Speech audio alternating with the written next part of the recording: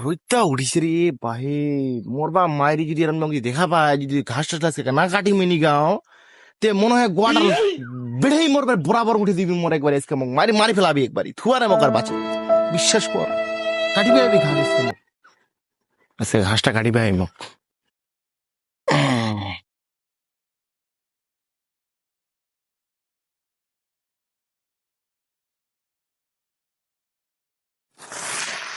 ইস বাল, এই গরমত ঘাস টাস কাটা যায়? মাথাটা দেখালে আমার ঝনঝনেই মোর খালে গেল।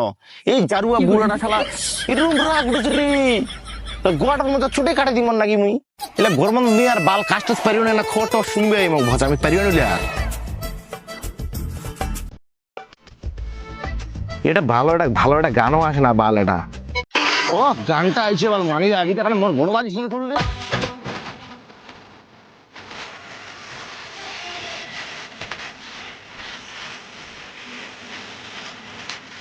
আহা দেশের যে অবস্থা ভাই, এলা গানটা তো শোনা যাবে না, খবর টবর শুনিবে হবে না।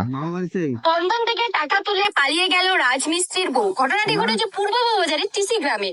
থেকে লোন নিয়েছিল লাখ টাকা।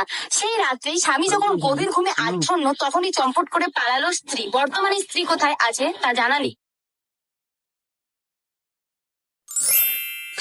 আমার আপনি এখানে আপনাকে খুঁজতে খুঁজতে আমার ইষ্টি গোষ্ঠীর 14 গোষ্ঠী উড়াই গেল। মুই কি করিম? মোর কি না কি আছে? মোর কি অপরাধ?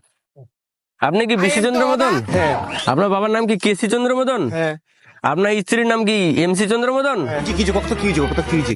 আপনি কি বন্ধন থেকে 1 লাখ টাকা লোন নিয়েছেন? আর বছর ভাদ্র মাসে লোনটা আমি বন্ধ করে দিচ্ছি, তোরা নাকি ফেললে মারো ভাইছেন।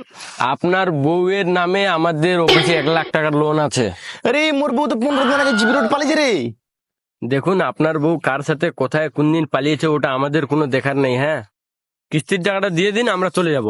দেখ ভাই, মুই গরিব হওয়া কিন্তু কারো টাকা মারি খেয়ে মোর অভ্যাস নেই। বিয়ে তো লোন যায় রে কেন ধর যা। তুই মালটা তো এনা অসুবিধা করিস রে। আরে বাবা, আপনি তো ওর স্বামী। ওর মেয়ে ভাতার হয়েছে কি তুই মোক কি কিনেছি? মোর বউ যদি লোন নিয়ে থাকে তাহলে মোর বউ নিয়ে যা, মোর সময় নষ্ট করে ভাই। আরে মশাই, কিস্তির টাকাটা না দিলে আমরা তো ঘরে যেতেই পারবো না, আমি তো পথে বসে যাব। আপনি কি আমার চাকরিটা খাবেন?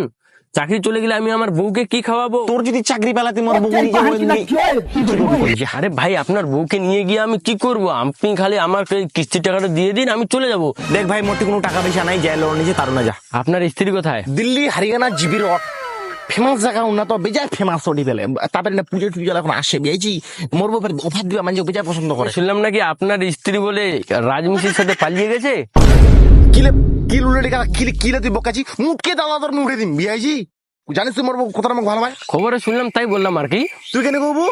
খবরের কাজ খবর করছো, তোর কাজ তুই করবো। আচ্ছা স্যার, সরি। মোর সন্দেহ আছে মোর বউর নামে যে লোন পাস করে মোর বউ তুই পালাইছি। এবার মোর চোখত পড়েছে তোর নামে আমি ক্যাশ করি মোর বউ তুই নি পালে এখন ভাষণ মারাতে না তুই তুই যুক্তি করি মোর সংসারটা তুই শেষ করে দিবি। এখন আমি বাচিং কি করি? মোর দোকানা করি মোর আর বেয়া হবি? মোর আর বেয়াটাও আর হবানে। মুই এখন বাচিং কি করি? মুই এখন যে বউ করে কাকে ডাকিম? তোর নামে আমি ক্যাশ করি।